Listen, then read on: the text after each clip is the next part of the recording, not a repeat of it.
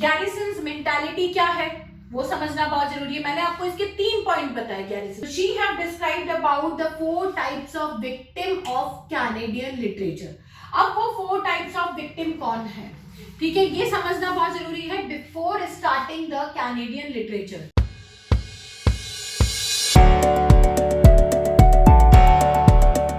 Hi, so in the sequence of our world literature videos, today I want to start with one of the portion out of all. So मैंने आपको last video में पूरा map बना के समझाया था क्या वर्ल्ड लिटरेचर होता है, वर्ल्ड लिटरेचर में कौन सी कंट्रीज होती हैं। सो यहाँ पे अगर हम देखते हैं तो वर्ल्ड लिटरेचर में मैंने आपको कितनी कंट्रीज बताई थी, 5 आपको मेजर कंट्रीज बताई थी मैंने। Canadian, Caribbean, African, Indian, India and Australian. ठीक है, बेसिकली 5 लिटरेचर आपके वर्ल्ड लिटरेचर के अंदर आते हैं, राइट। अब इन पांचों के डिविजन्स आपको बताऊंगी कि ये किस तरीके से डिवाइड होते हैं। Then we will start with one of the portion. जो अगर मैं आपसे बात करती हूँ कि कैनेडियन लिटरेचर, तो कैनेडियन लिटरेचर के डिविजन्स किसमें है, कैनेडियन लिटरेचर को हम कैसे पढ़ेंगे। मेन जो कनाडा का लिटरेचर है that is divided into 2 parts, ठीक है। Canadian literature basically divides into 2 part. First is French and second is English. इसमें इसके अलावा फर्दर कोई डिवीजन नहीं है बिकॉज जो राइटर्स हैं वो सारे के सारे 20th century modern and contemporary writers ही हैं।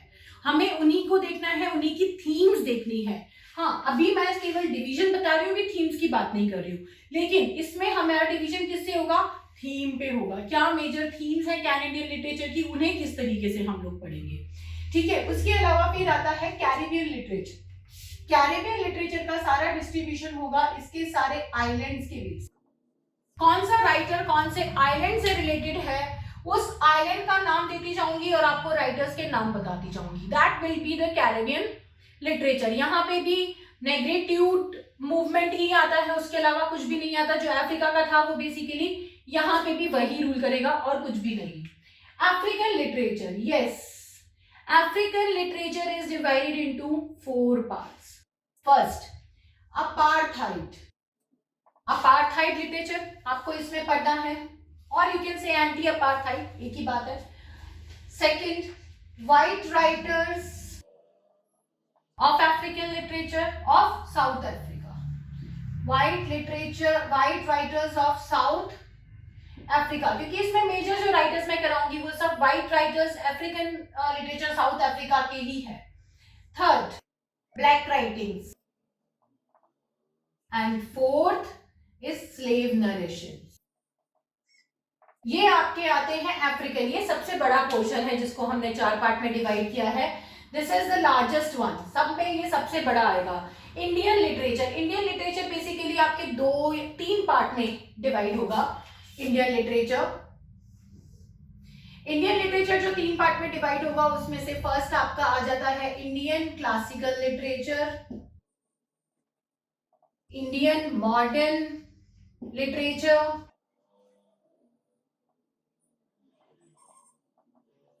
and third is literature in translation. Literature in translation. So ये इंडियन लिटरेचर के डिवीजन होंगे। Classical literature, literature modern literature which is written in English, तो Indian modern literature written in English language, and third will be literature in translation, जो दूसरी languages में लिखा हुआ है लेकिन उसको बाद में इंग्लिश में ट्रांसलेट किया गया था। उसके बाद आपका आता है ऑस्ट्रेलियन लिटरेचर। ऑस्ट्रेलियन लिटरेचर कितने पार्ट में डिवाइड होता है, ये भी आपका 4 पार्ट्स में डिवाइड होता है लाइक अफ्रीकन, ठीक है। इसके अंदर जो आता है वो पार्ट्स आपके आएंगे। फर्स्ट आएगा व्हाइट राइटिंग्स, सेकंड आपका इसमें आता है बुश राइटिंग्स, थर्ड पार्ट इसमें आपका आता है एबोरिजिनल राइटिंग्स, फोर्थ जो मैं आपको कह रही थी वी कॉन्टेम्पररी राइटर्स हैं। Contemporary writers white and aboriginal mix हैं, तो इसके अंदर आपके आ जाते हैं कॉन्टेम्पररी राइटिंग्स। ये आपका 4 पार्ट में डिवाइड है। लेकिन ऑस्ट्रेलियन लिटरेचर बहुत ज्यादा वाइड नहीं है अफ्रीका की तरह, अफ्रीकन लिटरेचर ज्यादा वाइड है। This is basically your complete division of world literature, ठीक है। कैनेडियन लिटरेचर सबसे छोटा है क्योंकि इसमें बहुत ज्यादा राइटर्स नहीं है जिन्होंने लिखा है, उन्होंने लिमिटेड चीजों के साथ लिखा है। कैरेबियन आपका बेसिकली आइलैंड्स के साथ ही बेस्ड है। अफ्रीका के अंदर ये सारी थीम्स और उसके बेस पे डिवीजन है। इंडियन 3 पार्ट में है और ऑस्ट्रेलियन 4 पार्ट में है। Now coming to the themes of this world literature, ये सारा लिटरेचर किस में आता है? वी नो पोस्ट कॉलोनियल के अंदर आता है। अगर हम कैनेडियन लिटरेचर की बात करते हैं तो कैनेडियन लिटरेचर की थीम क्या है, किस थीम पे ये लिखा गया है? मेन जो हर लिटरेचर की हम बात करेंगे तो कैनेडियन लिटरेचर के अंदर जो मेन थीम आती है वो 3 थीम्स हैं जिसको हमें देखना है। First is tropical life. आप इन तीनों को एक में भी ले सकते हो, जो मैं लिखवाना चाह रही थी या जो मैं लिखना चाह रही थी। बेसिकली हम इसको यहाँ पे एक ही थीम में ले लेंगे, गैरिसन्स मेंटालिटी। गैरिसन्स मेंटालिटी, गैरिसन्स मेंटालिटी 3 डिवीजन पे बात करता है। सबसे पहले वहां की ट्रॉपिकल लाइफ पे, सेकंड पॉइंट इसमें आता है ट्रॉपिकल लाइफ के बाद फ्रंटियर लाइफ, और थर्ड आता है इसके अंदर the about the wall which Canada has created against the other world, मतलब कि नेटिविटी। ठीक है, तो गैरिसन्स मेंटालिटी के अंदर 3 चीज है। When the writer is talking about the nature, the tropical life of the region. Second thing इसके अंदर आता है फ्रंटियर लाइफ, मतलब कि wars, the battles which the people have faced and the consequences they have faced about it. Third part इसका आ जाता है के अंदर उनकी nativity, that they are so much into the nativity of Canadian, being Canadian, कि हम दूसरी कंट्री से बिलोंग नहीं करते, वी आर कैनेडियंस। तो वो उन्होंने जो एक मेटाफोरिकल वॉल बना ली है दूसरे लोगों के लिए, उस चीज का रिप्रेजेंटेशन भी इसमें है। ये तीनों चीज आती है गैरिसन मेंटालिटी के अंदर। फिर हम आते हैं Caribbean. Caribbean is totally completely a post colonial literature, that is completely a post colonial literature. इसका हर एक राइटर जहां पे भी स्लेवरी करी है, जहां पे भी जो चीजें करी है, उन सब चीजों के ही बारे में बात कर रहा है। पोस्ट कॉलोनियल एंड डायस्पोरा, यहाँ पे केवल 2 ही चीजों की बात हुई है। ठीक है, डायस्पोरा क्या होता है कि एक राइटर अपनी नेशन से किसी और जगह पे जाके रहता है, लेकिन उसकी वर्क्स के अंदर अपनी नेटिव प्लेस के बारे में ही बातें हैं। कैरेक्टर्स, जैसे कि इंडियन राइटर है, वो जाके कनाडा में रह रहा है या अमेरिका में रह रहा है, लेकिन उसकी राइटिंग के अंदर सारे कैरेक्टर्स इंडियन होंगे, कल्चर इंडियन होगा, घर, उसके बनावट, उसके ट्रेडिशंस जो वो बात कर रहा है वो सब इंडियन होंगे। That is diaspora, missingness of the homeland, that is diaspora. ठीक है, फिर अब आता है इसमें अफ्रीकन। अफ्रीकन लिटरेचर के अंदर ये सारी एक तरीके से जो भी मैंने डिवीजन दी ये थोड़ा थीम बेस्ड ही है। सबसे पहले अपार्थाइड। अपार्थाइड के अंदर आपकी जो थीम आ जाएगी वो आपकी आ जाएगी एंटी नेशनलिस्ट अप्रोच, कि यहाँ पे जो नेशनल पार्टी कांग्रेस बनी हुई थी उनके अगेंस्ट ये लोग काम कर रहे थे, या उनके अगेंस्ट ये लोग दिखाने की कोशिश कर रहे थे। Then white writers of South Africa, that will be the same. और उसके अलावा दूसरी थीम यहाँ पे क्या आ जाएगी, अगेंस्ट स्लेवरी। इन लोगों ने जो बात करी यहाँ पे, दैट इज अगेंस्ट स्लेवरी, कि ये सारी स्लेवरी, फोर्स्ड लेबर नहीं बननी चाहिए। Black writings, again post colonialism, anti slavery, post colonialism, anti slavery, colonialism, Biafran War, and fourth is African cultures, yeah, you can say aboriginal traditions and cultures. Aboriginal traditions and cultures. Third, slave narration. This is also a theme. इसके अंदर describe करने की कोई जरूरत नहीं है कि जितने भी लोगों ने स्लेवरी फेस की थी वो उसी के बारे में वहां पे बता रहे थे। Now, next is Indian. Indian classical के अंदर they represented the society of that time, their traditions, their richness of India, their mythological things is being represented here. Modern Indian literature के अंदर यहाँ पे आपका आ जाता है post colonial, colonial, casteism, poverty, tradition, feminism etcetera. यहाँ पे ये सारी चीजें आ जाती हैं।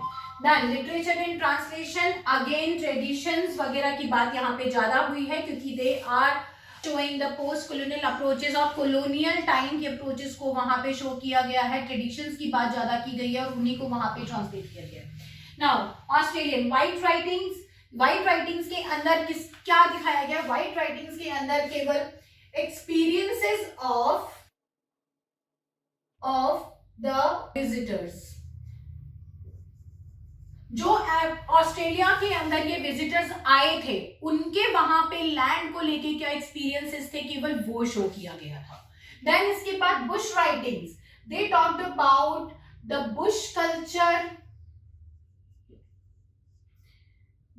Culture and tribal people, the Bush culture and tribal people of Australia. यहां पे ऑस्ट्रेलिया के ट्राइबल लोगों की बात की गई थी। ठीक है, एबोरिजिनल राइटिंग्स के अंदर फिर से post colonialism and respect for tradition, respect for aboriginal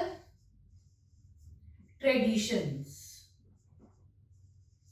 contemporary writings के अंदर किसी भी तरीके के कॉन्टेम्पररी इश्यूज को उठाया गया है, स्पेशली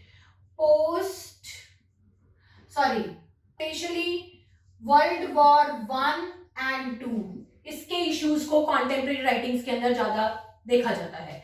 उस टाइम पे क्या था क्या नहीं था, post world war 1 and post world war 2 issues को भी यहाँ पे उठाया गया है कॉन्टेम्पररी राइटिंग्स के अंदर।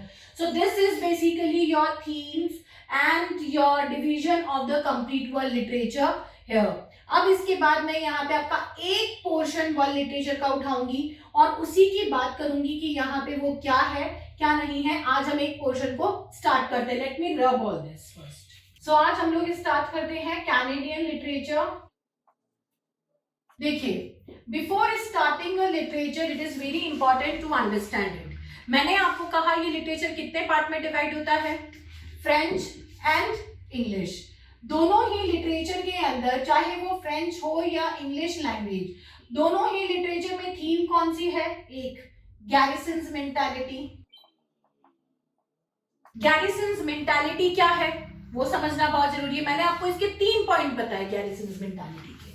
गैरिसन्स मेंटालिटी, सबसे पहले गैरिसन्स मेंटालिटी की टर्म किसने दी है? गैरिसन्स मेंटालिटी की टर्म दी है हमारे कैनेडियन क्रिटिक नॉर्थरॉप फ्रायर ने। किसने दी है ये term? Northrop Frye. He is a Canadian critic of archetypal patterns. इन्होंने ये टर्म दी है। इसको सबसे पहले एक्सप्लोर किसने किया? इसको सबसे पहले एक्सप्लोर किया इस टर्म को मार्गरेट एटवुड। मार्गरेट एटवुड ने इसको एक्सप्लोर किया। अब गैरिसन्स मेंटालिटी है क्या? Garrison is they have taken an assumed name of a Canadian person who is writing about the particular themes of Canada only. So Garrison's mentality के अंदर हमारी जो चीजें आती है उसमें फर्स्ट क्या आता है? Tropical life. What do you mean by tropical life? Tropical life का मतलब आता है जिसके अंदर एक पर्सन अपने आसपास की सराउंडिंग से इतना ज्यादा ऑब्सेस्ड है कि he is writing about the nature, he is writing about the scenery, he is writing about the animals, ponds nearby, mountains, rivers, उन सब की बारे में भी बात कर रहे हैं। While describing the life of the area, he is describing the area as well. That is tropical life. Second is frontier life. Frontier, front, it means battlefield, war. किस तरीके के कॉन्सिक्वेंसेस को कैनेडियन लोगों ने फेस किया, किस तरीके के बैटल्स यहाँ पे हुए और उसके कॉन्सिक्वेंसेस क्या हुए, कैसी लाइफ रही, क्या उनके ऊपर अत्याचार हुए, क्या उनका एक्सप्लॉइटेशन हुआ, किस तरीके से उन्होंने ओवरकम किया। अगर उसकी बात हो रही है तो that is frontier life. Third यहाँ पर उसके बाद आता है metaphorical war against the other world. जो कैनेडियन राइटर्स हैं, कैनेडियन लोग हैं, उन्होंने एक मेटाफोरिकल मतलब इमेजिनरी वॉल बना ली दूसरे वर्ल्ड के लिए कि we are Canadian, we belong to this land only and we have nothing to deal with the other world. हम केवल अपनी बात करेंगे, अपने नेशन की बात करेंगे, यहाँ के लैंडस्केप की बात करेंगे, यहाँ के फाइट्स की बात करेंगे, यहाँ के बैटल्स की बात करेंगे, यहाँ के इश्यूज की बात करेंगे, लेकिन हम किसी और वर्ल्ड के कैरेक्टर्स की बात नहीं करेंगे। That is creating a metaphorical wall against the other world. तो ये सारा का सारा किस में आ जाता है? गैरिसन्स मेंटालिटी के अंदर। ये 3 पॉइंट आते हैं, ठीक है, वेरी मच क्लियर। अब कनाडा के हिस्टोरिकल कौन से इवेंट का यहाँ पे फर्क पड़ता होगा? इसमें कोई बहुत ज्यादा हिस्टोरिकल इवेंट नहीं है, जैसे कि आपने मेरी ब्रिटिश की सीरीज देखी होगी, उसमें मैंने हर एज का आपको हिस्ट्री करवाया है, लेकिन यहाँ पे हिस्टोरिकल इवेंट्स नहीं है। यहाँ पे आपको सिंपल 2-3 चीज याद रखनी है कि it was a French and English colony, ठीक है। उसके बाद हिस्टोरिकल इवेंट के अंदर आ जाता है 1867 is celebrated as Canadian celestial year. ये क्या है? इस टाइम पे इन्होंने अपने आप को फ्री डिक्लेयर करने की कोशिश की थी, बट इनको फ्री डिक्लेयर नहीं किया गया था, but they have prepared their flag with the maple leaf. उसको ये celestial year की तरह celebrate करते हैं। After that, actually when they get free, they got free in 1982 completely by England is the freedom of Canada. 1982 में इसको freedom मिली थी जब नाटो एंड यूएनओ बन गया था, सारे कंट्रीज को फ्री करने की बात आई थी। उससे पहले it was a republic of Britain and even साथ में कई बार इन्होंने अमेरिकन वॉर्स को फेस करा, प्यूरिटन वॉर्स को फेस करा। क्यों? क्योंकि अमेरिका इसको ऑक्यूपाई करना चाहता था, ब्रिटेन से फ्री करवाना चाहता था, ब्रिटेन इसे छोड़ना नहीं चाहता था, बहुत सारे कॉन्सिक्वेंसेस यहाँ पे रहे। इसीलिए 82 के बाद यहाँ इसको परमिशन दी गई कि ये वीजा लगवा सकता है। इससे पहले यहाँ वीजा नहीं था, तो जितने भी इंडियंस वगैरह जाते थे वो बिना वीजा के सीधा वहां पे जा सकते थे, because India was the colony of England and Indians या किसी भी कॉलोनियल पर्सन को यहाँ आने के लिए, कनाडा आने के लिए वीजा की जरूरत नहीं थी। रीजन, अगर वो ब्रिटिश कॉलोनी का मेंबर है तो वो यहाँ पर आ सकता है, इट वाज ब्रिटेन, ठीक है। सो इसीलिए रिपब्लिक होने की वजह से, बट 84 के बाद इन्होंने वीजा लगाया था, तो उसके बाद यहाँ पे वीजा फैसिलिटी स्टार्ट हुई थी, इससे पहले यहाँ वीजा फैसिलिटी नहीं थी। This is basic history of Canada. अब ये मैंने आपको यहाँ पे लिटरेचर बताया। जब इसको मार्गरेट एटवुड ने गैरिसन्स मेंटालिटी को एक्सप्लोर किया, तो इस एक्सप्लोरेशन को उसने कौन से वर्क में किया? That she did in her work survival.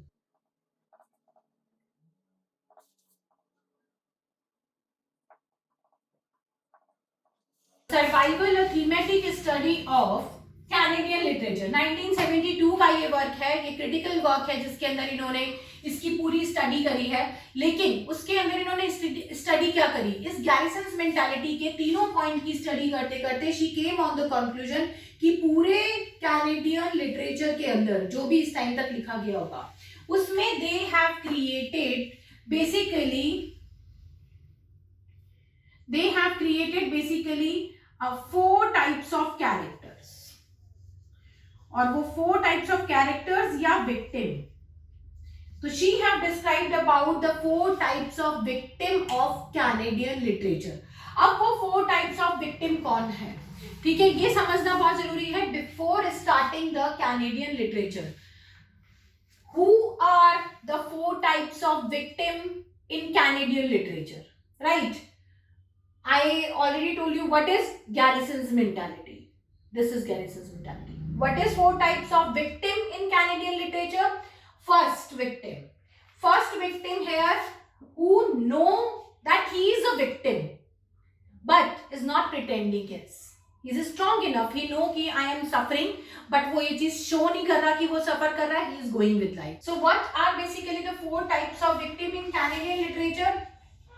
First, who knows that he is a victim, who knows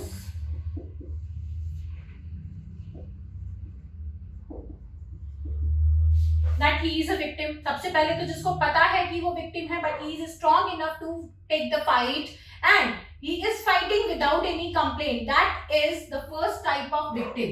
Now second type of victim is who does not know।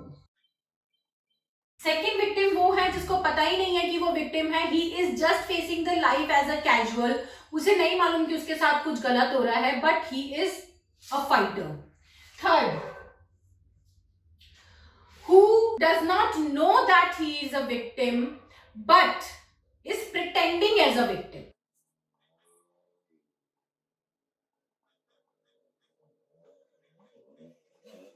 ठीक है, इसको पता नहीं है कि ये विक्टिम है, लेकिन ये हर बात पे विक्टिम बनने की कोशिश कर रहा है कि yes I am a victim, sympathise with me, मेरे साथ ये हो गया, मेरे साथ वो हो गया.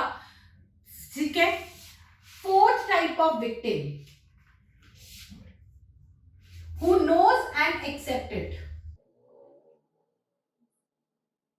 चौथा विक्टिम वो है जिसको पता है कि वो विक्टिम है और वो इस चीज को एक्सेप्ट भी कर रहा है कि वो विक्टिम है and is happily accepting it. तो यहाँ पे देखो फर्स्ट क्या है, first is the person who know that he is a victim but he is not accepting that he is a victim, he is surviving and he is a fighter. Second, one who does not know even that he is a victim but is continuously seeing the consequences, and when he is tired he is taking his life or is dying. Third, who does not know that he is a victim, उसे कुछ नहीं पता but he all the time pretends to be a victim. Fourth, one character who know that I am a victim and is accepting that I am a victim. ठीक है, तो वो consequences को accept भी कर रहा है यहाँ पे कि yes I am a victim of it and this is what has happened to me, तो he is complainant as well. First के अंदर और फोर्थ के अंदर ये फर्क है कि फर्स्ट जो जानता है कि वो विक्टिम है लेकिन वो प्रिटेंड नहीं कर रहा, वो फाइट कर रहा है, लेकिन फोर्थ जो है वो प्रिटेंड कर रहा है, सिंपैथाइज ले रहा है, he is not a fighter. और इन दोनों के अंदर क्या है, इसको एक को तो पता ही नहीं है और यहाँ पे इसको पता नहीं है लेकिन वो शो कर रहा है कि मैं विक्टिम हूं, कुछ करो, बट वो यहाँ पे अपने आप को बेचारा बनाने की कोशिश कर रहा है. So this is the 4 types of victim of Canadian literature. आपको मैंने थीम समझा दी, इसकी इस थीम से रिलेटेड फाइंडिंग्स बता दी. ये 4 types of victims are very very important. अब नेक्स्ट वीडियो में मैं इसके सारे राइटर्स यहाँ पे लूंगी, मेजर राइटर उनके वर्क लूंगी. थीम ऑलरेडी मैं समझा चुकी हूँ. ठीक है, so all the best and stay tuned with me to get to know the major and important writers of Canadian literature. Bye.